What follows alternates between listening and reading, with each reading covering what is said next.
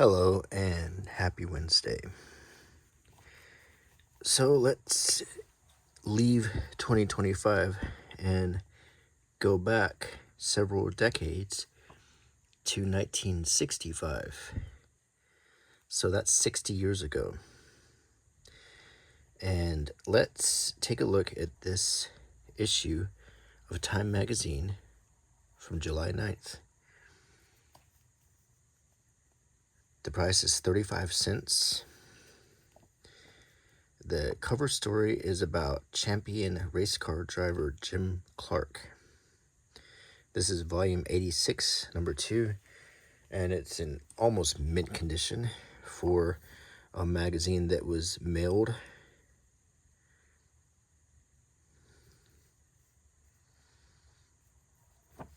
On the back, there's an ad for Kent cigarettes. It says, brighten up your taste. And we see a picture of the package. There is some metallic gold paint on here. It says, light up a Kent. You've got a good thing going. Good taste from a good tobaccos through the Kent filter.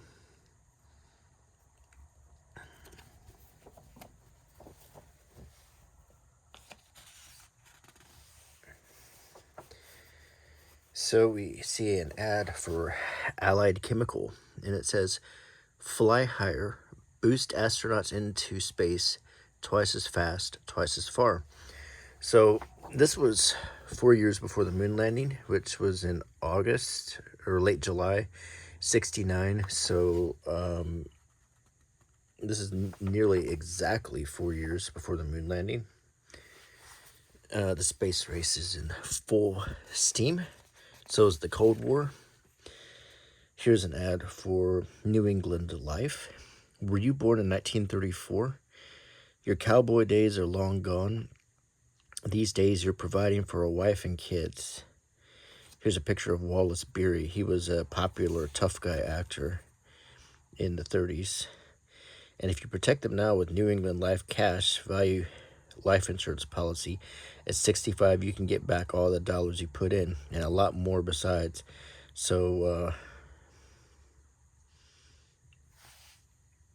this is if, for example, if you're only 31, you can get back as much as $6,277, more than you pay for a $15,000 policy. This is the best way to give your family the financial protection they need. So this is whole life, not term life.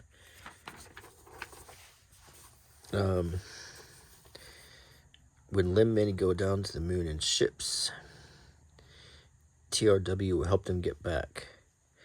By 1970, 2 Apollo nauts will descend onto the moon in their Lunar Excursion Module, or LEM. A TRW propulsion system will land them feather soft. They will explore the lunar surface, then prepare for the long journey home. That's a very good prediction. And what they're predicting is the Apollo 11 mission, where Neil Armstrong and Buzz Aldrin walked on the moon. Here's an ad for the Triumph Spitfire Mark II, made for swingers. And back then, swingers didn't mean what it means today. It just meant like hipsters. Nowadays, swingers is a whole different thing. We get some more cool 1960s ads. Let's read about cinema. Oh, we can read about everything. Let's read about television. The Defenders. Douglas Campbell plays a pharmacist, and Teresa Wright his junkie wife in The Pill Man. FDR. Roosevelt's evolution from Hyde Park patroon to internationalist, encompassing his early espousal of dollar diplomacy in Latin America, his Wilson-inspired support of the League of Nations, and his ultimate commitment to the good neighbor policy. There's Vacation Playhouse with the Barbara Rush Show, Wide World of Sports, the British Open Golf, Zoorama, talking about penguins in the Galapagos Islands. We got CBS News. Let's see, there's some theater, Straw Hat, different theater listings here. Records. This is 1965, so folk music is big. We've got Bob Dylan, Bringing It All Back Home by Columbia. To match his electric lyrics, folk music's newest muse now sings along with a plug-in guitar, and the resulting reverberation sometimes short-circuit the words, but the sharp edge of Dylan's discontent still manages to cut through, particularly in Mr. Tambourine Man, Bob Dylan's 115th Dream, and It's All Right, Ma, I'm Only Bleeding. A stream of coffee house consciousness that runs for 7.5 minutes and excoriates everything from plastic Christ to old woman judges. The Byrds, Mr. Tambourine Man. So the Byrds are also covering that song. Buffy St. Marie, Many a Mile. A Cree Indian whose voice and mood range from taffy to Tabasco, Buffy is the latest pretender to Baez's crown, and pretender has more than one meaning now. She gives old songs new, refreshing twists, whispering, "Come all ye fair and tender girls," as if she were the first to discover man's mischief, and booming out Lazarus with all the strident hand-clapping fervor of a spiritual. The best songs are her own, including Welcome, Welcome, Immigrant, Los Pescadores, and an earthy, bewitching love ballad called Until It's Time for You to Go. And I am skipping some words that are probably not as well regarded nowadays. Not that I believe in censorship, but I'm just believe in being polite. Pete Seeger's Strangers and Cousins, recording, but back on Buffy St. Marie, though. When I said pretender, it's because you might not have heard this, but it turns out she's not Native American at all. I used to live in between two Indian reservations out west, and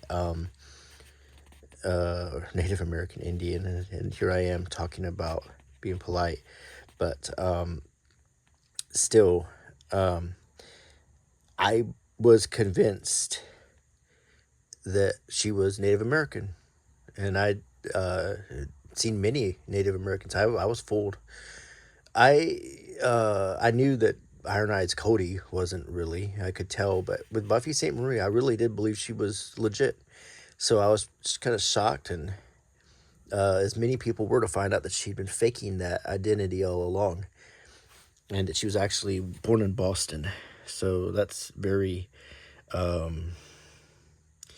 yeah, it's distressing when people fake their identity and exploit other people's characteristics. She won many, many awards that might have gone to genuine Native Americans. I just think that's lousy. But there's a lot of that going around these days. People should just be themselves, you know? And stop playing these stupid games. Cinema. The High Wind of Jamaica, based on Richard Hughes' classic novel about the corruptive power of young innocence. So that's in the movies. The Collector, a psychotic clerk, Terence Stamp, who just passed away, turns from collecting butterflies to capture a vivacious young art student, Samantha Eggar, and director William Wyler's gripping, if somewhat glamorized thriller. In high school, we did this play for a short play, and this was my first on stage kiss. I kissed my co-star who played the part that Samantha Eggar plays in this. So I was very shy, and I was kind of petrified. Those magnificent men in their flying machines. I remember watching this movie with my great grandmother. We watched it on TV, and she was born in 1897, and she really loved this movie. Let's see, there's Cat Ballou. Wild Western heroics are trampled into horse laughs by Jane Fonda as a schoolmarm turned outlaw queen, and Lee Marvin, doubly hilarious as a couple of no-good gunfighters, one her friend, one her foe. And then there's The Pawnbroker with Rod Steiger. Some books, The Making of a President, talking about John F. Kennedy. Mustangs and Cow Horses. The Memoirs of Pancho Villa by Luis Guzman, not the actor, but the author. Stormy Petrel, The Life and Work of Maxim Gorky, Russian. Let's see. The bestsellers are Up the Down Staircase, The Ambassador, The Source by James Michener, Hotel by, I think it's Alex Haley or Arthur Haley, Don't Stop the Carnival by Herman Wouk, The Green Berets by, I think it was Barrymore, Bello Herzog, The Flight of the Falcon by Daphne du Maurier, A Night of Camp David, and Pillar of Iron by Caldwell. And the nonfiction bestsellers are The Oxford History of the American People, Markings is Paris Burning, Journal of a Soul, Pope John the 23rd, The Founding Father, Queen Victoria, The Italians by Barzina, actually own that book, Sixpence in Her Shoe, My Shadow Ran Fast, and How to Be a Jewish Mother. Here's 50 years ago, a transcontinental phone call took 23 minutes to complete. Today, when you dial it yourself, that same call goes through in about 25 seconds. So, and just think about today. And here's some ad for some Wilson golf balls. Here's an airplane ad. The full capability line of Cessna Can-Do twins. Take off in 805 feet, tuck it away, its gear, and go 200 miles per hour. Interesting. Here's letters.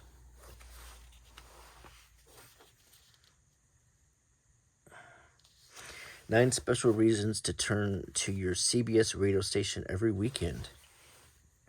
Art Godfrey was a comedian and MC, real popular. Richard Hotlett, Harry Reasoner, I think he ended up on 60 Minutes. Henry Morgan, Bob Dixon, Robert Trout, Gary Moore, Jack Dries, and Alan Jackson. Some respected journalists.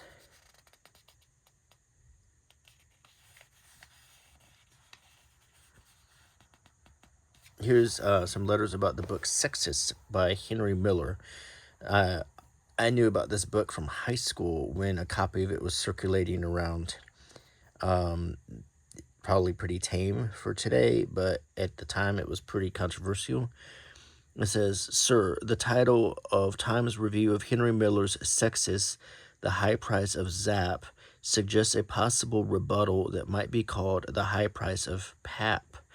Henry Miller is one of the few people in our society who spend their lives trying to salvage living souls from the whirling junk heap of robothood. His books glitter with the joy of life, and they are capable of leading any halfway open-minded citizen to a point where he can deal with evil. That wasn't my takeaway from it. Our takeaway was that it was a porn book. Sir, your reviewer raps Miller for not being a competent novelist, yet the book is not a novel but an autobiography. Miller himself said of this book, I made a Herculean effort to represent myself for what I was then, and the result was not a lovely picture I made of myself. As for the comment that Miller was an effective pornographer, yes, a raw, living, truth-seeking, effective pornographer. Well, that's a little closer to the mark. But as I said, today this would be tame stuff. Hardly porn. But it was for 1965. Probably was for 1985. For 2025, it probably would be on the Cartoon Network. Take your secretary on your next business trip. A dictaphone. She only weighs 5 pounds. Now, that's your cell phone. That's just an app that you could do. Look at the old time plane window. Are all traveler's checks alike? Traveler's checks are another kind of obsolete thing. If you had American Express card, you could get these traveler's checks that were basically good as cash. You could carry them around for emergencies. That's what most people did. If they lost their wallet or something, they'd have like a money belt or something, and they'd have some traveler's checks in it, $50 or $100. That was enough for an emergency back then. Walker's Deluxe Bourbon. Nothing else quite measures up. Kind of a butler here. Here's the subscription card. And we finally get to the opening page, where we'll get to the actual meat and potatoes of the magazine. Bringing the kids, let Hilton worry about it. Hilton Hotels. And I'll take livestock over life insurance any day. Mutual of New York. Here's an ad for Goodyear. Go Goodyear. More people ride on Goodyear tires than any other kind. It's a picture of a white walled tire with a flat. Oh, the Presidency. The mercurial man who is president of the U.S. is given to periods of great ebullience and monumental gloom. Lately, Lyndon Johnson has found himself at the perigee. You know, they used completely different language back in 1965. We have dumbed down since then. He is more somber, subdued, and preoccupied than at almost any time since he entered the White House. This brooding mood was apparent in his lackluster performance at the United Nations 20th anniversary celebration in San Francisco 2 weeks ago. In Austin, Texas last week, he slipped away from church services without stopping for the usual round of friendly handshaking. The green fields and warming sun at his Texas ranch normally soothe him, but he was so restless that he cut short a projected 10-day stay there after only 2 days and headed back for Washington, despite the fact that he has come to refer to the White House as Lonely Acres. He's a complicated man. He became president after the assassination of Kennedy, and he had a lot of a grace period after that. But he quickly proved to be a divisive and polarizing president, especially with the escalating the war in Vietnam and all of the demonstrations on campuses. Nixon ended up succeeding him. Johnson refused to run again, knowing he'd probably not get reelected. Here we're talking about the war in Vietnam.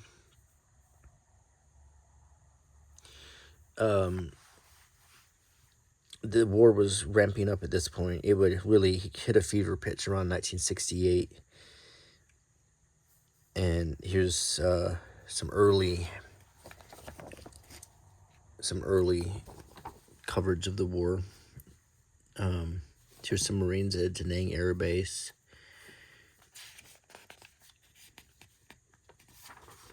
It was a miserable war. When I was a kid, many returning veterans, you saw them a lot of them. I remember one night, my dad is a veteran too, but one night we were driving home from the store, and there was a veteran walking with his sea bag, and my dad saw the sea bag, and he decided to give him a lift. So we let him get in the back of the pickup, and we drove him to where he was going. And I remember there were a lot of veterans who were homeless and were unable to find work. And for most of the 70s and the first half of the 80s, they were treated like monsters. And I remember this. They were treated like they were all loose cannons and psychopaths. But it wasn't until the mid-80s when people in America finally started showing some sensitivity to them and some appreciation. It's also a black eye on the United States, and that's why there's been a huge push for patriotism since then, because Americans did such a poor job at appreciating veterans during that time. In fact, almost unforgivable the way they were treated by their own people. George Dickel, Tennessee Sour Mash Whiskey. It's an interesting ad.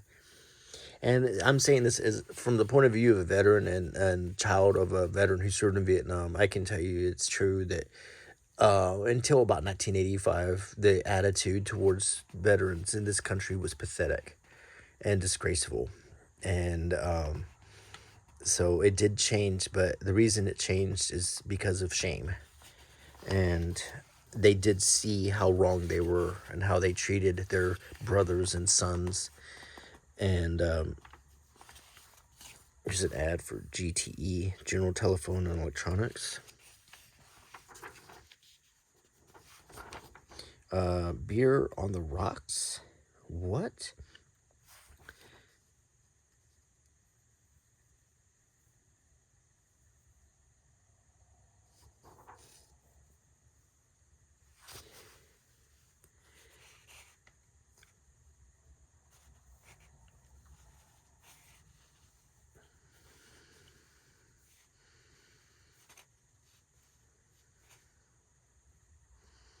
Yeah, they're not promoting that. That sounds stupid. Um, International news. Here's an ad for Carlton cigarettes. The road is light. The cigarette is Carlton. That's an interesting little charcoal sketch. And an ad for Mercedes Benz. Very nice colorful picture here. Here's an ad for IBM computers. IBM computers help make cooking more fun. This little girl has baked a perfect cake. It's moist and fluffy light. Even though she peeked in the oven a little too soon, the mocha frosting is simply delicious.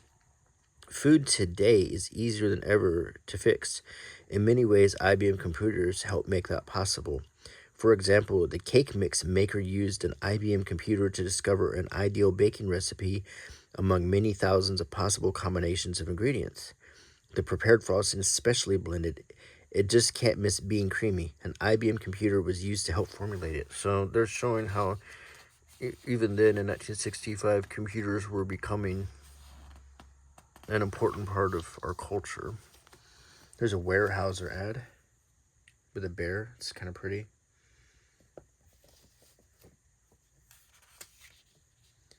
Some celebrities. There's Leonard Bernstein and Jackie Kennedy. They don't even put her name. It just says "and friend" because everyone knows who she is.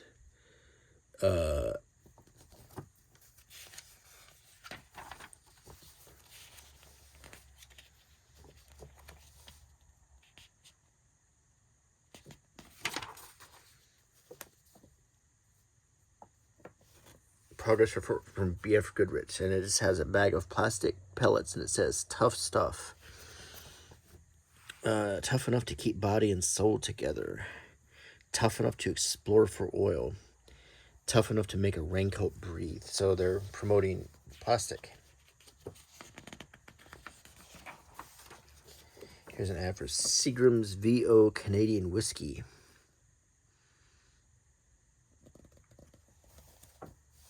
Here's a fighter that we used in the Vietnam War.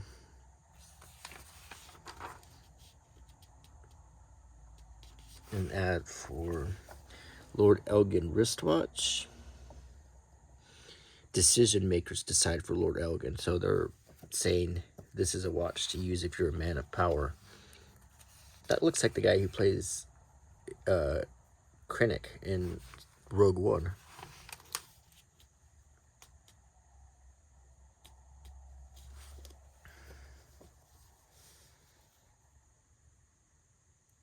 Albert Pick Motels. The Atlantic companies talking about insuring a fleet of ships that was already sunk. Eastern Airlines. My very first flight I ever took outside of the United States back in 1984 was on Eastern Airlines. I remember flying that, and it was a really interesting experience.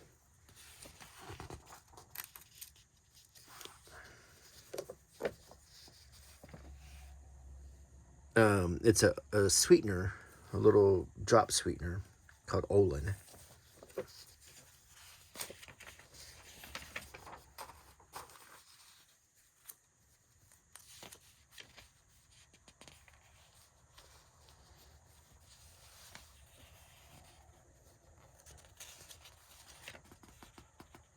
Here's a public schools, a class for pregnant girls in Washington. It's things have changed a lot. Here's an ad for Jeep Wagoneer.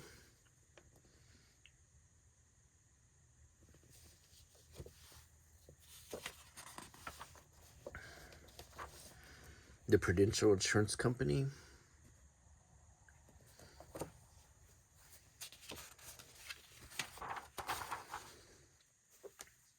Another ad for Titleist golf balls. Taylor Wines. Mazola margarine. This is NCR. This unusual writing comes out of an NCR sales register at Joseph Horn Company. By tomorrow morning, an NCR computer will have translated this scene into a complete, up-to-the-minute sales picture. So that's interesting. Early computer language. Here's jet pilots get 600 mile per hour classroom. Douglas, which is now McDonnell Douglas, after merging, that this is fighter jets.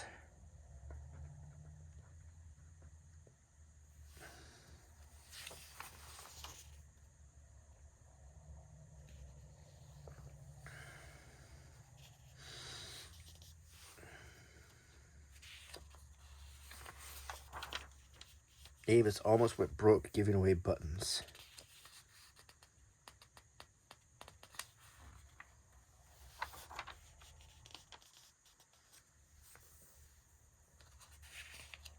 And some artwork.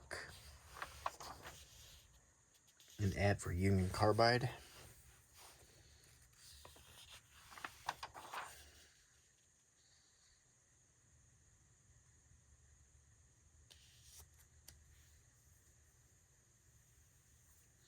These are old clay figures they found that were talking about medical surgeries. We see a cesarean section, dropsy, and smallpox.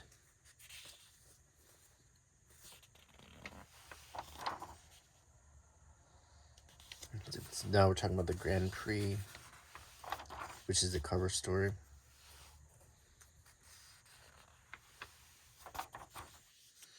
There's an ad for Chesterfield cigarettes.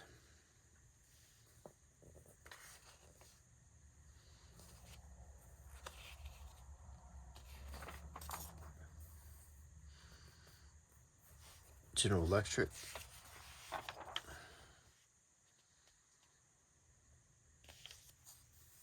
North American Aviation with a space flight picture here. The Bud Company.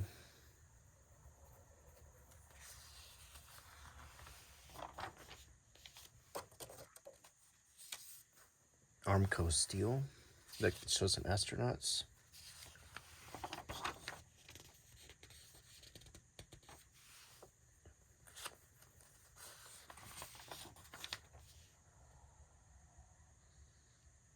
Calconite dishwashing detergent. The Bendix Corporation.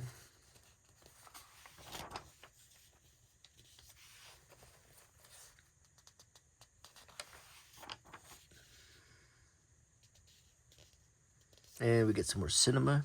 3 Men and a Girl. Four for Foolery. Bamboos. The Knack and How to Get It. And The Fascist. These are like foreign movies.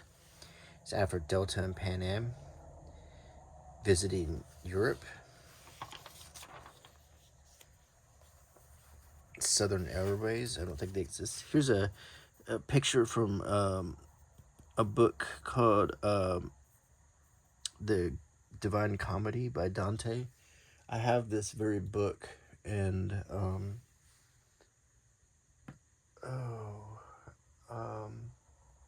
and it has this picture in it. I'm trying to remember where my book's at.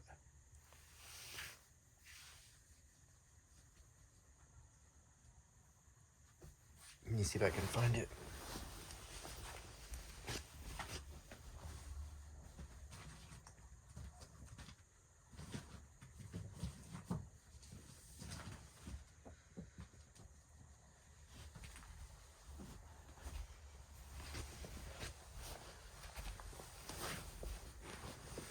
This book. It's quite big.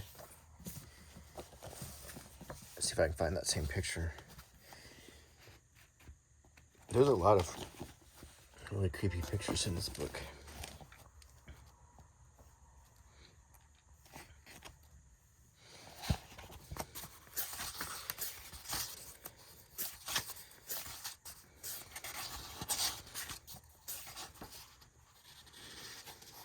And Virgil, I think, is the guy who's always walking with Dante. Basically, Dante is the comic character in this story where he tours all the 9 levels of hell. And he's guided by Virgil, who he considers, kind of like a wise person. And it is a funny story. Dante is constantly fainting at what he sees. But there's a lot of lessons in it, and that's the whole idea of it. A lot of very interesting pictures in this edition. The artwork is really good. I ought to make a video just for this book. I'm trying to find that one picture now.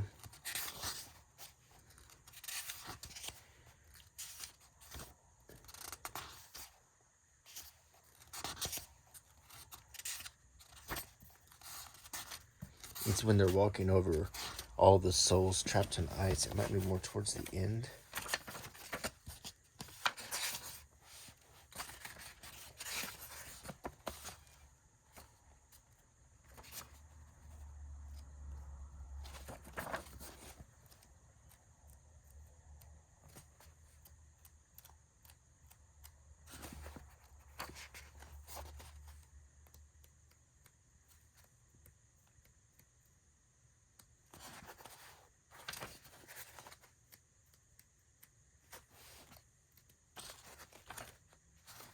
I think this is a little too far.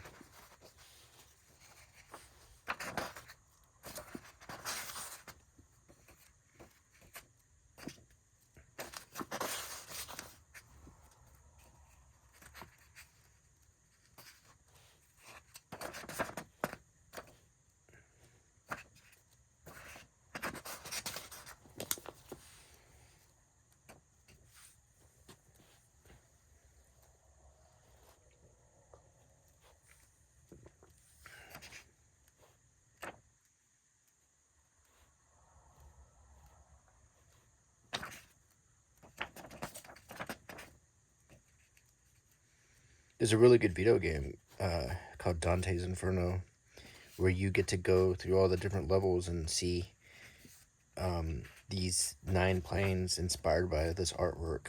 And you play Dante, more of a jazzed up version of Dante, though, not quite the funny, meek character he is in the book, but more like a warrior.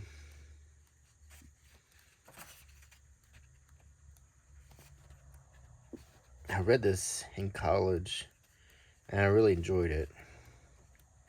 It is actually funny. It's not purely horror. It seems like it would be.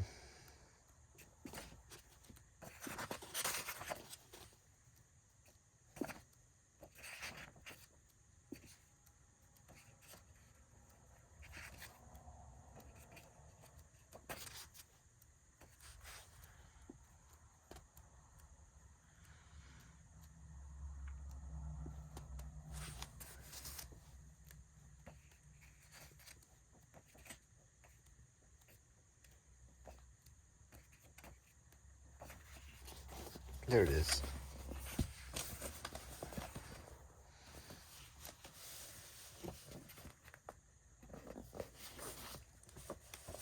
Yeah, if you would like me to discuss this book at some point and go through it in more detail, I'd be glad to. I really love this particular edition. This is one of my favorites. So yeah, I'd be happy to do that if you want. Just leave me a comment about that.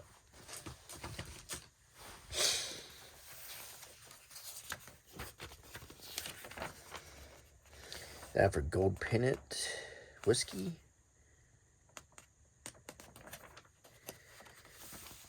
Travel ad. And an ad for Early Times. And there's Dante again.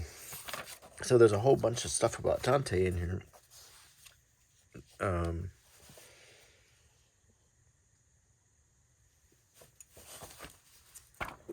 I hope you enjoyed this magazine.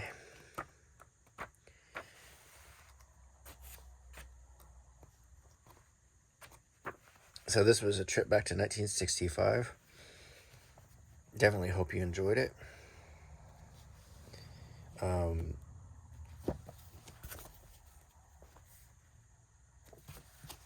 A lot of good stuff in here.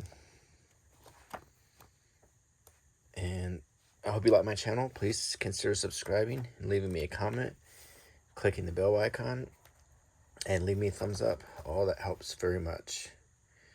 So I will see you, or Mary will see you on Sunday.